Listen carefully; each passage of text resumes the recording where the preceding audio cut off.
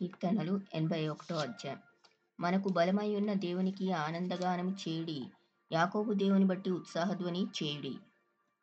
కీర్తన ఎత్తుడి, గిలక తప్పెట పట్టుకొనుడి. స్వరమండలమును మనోహరమైన సితారాను వాయించుడి.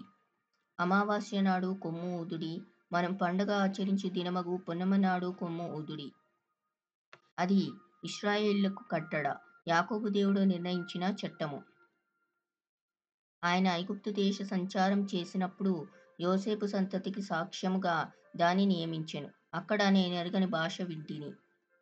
వారి భుజము నుండి నేను బరువును దింపగా వారి చేతులు మోతగంపల నెత్తకుండా విడుదల పొందెను. ఆపత్కాలమునందు నీవు మొరపెట్టగా నేను నిన్ను విడిపించి తిని.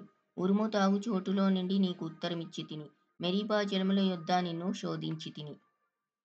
నా ప్రజలారా ఆలకింపుడి, నేను మీకు సంగతి తెలియచేతును. అయ్యో ఇశ్రాయేలు, నీవు నా మాట వినిన ఎడల ఎంత మేలు. అన్యుల దేవతలలో ఒకటియును నీలో ఉండకూడదు. అన్యుల దేవతలలో ఒకదానిని నీవు పూజ చేయకూడదు. ఐగుప్తుల దేశంలో నుండి నేను రప్పించిన నీ దేవుడగు యెహోవాను నేనే. నీ నోరు బాగుగా తెరువుము, నేను దాన్ని నింపుదును. అయినను నా ప్రజలు నా మాట ఆలకింపకపోయిరి, ఇశ్రాయేలీయులు నా మాట వినకపోయిరి. కాబట్టి వారు తమ స్వకీయాలోచనలను బట్టి నడుచుకొన్నట్లు వారి హృదయ కాఠిన్యమునకు నేను వారిని అప్పగించి తిని.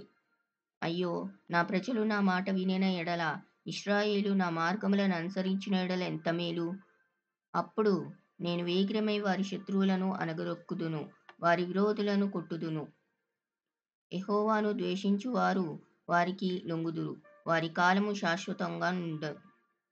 అతి శ్రేష్టమైన గోధుమలను అనుగ్రహించి నేను వారిని పోషించుదును, కొండ తేనెతో నిన్ను తృప్తిపరచుదును.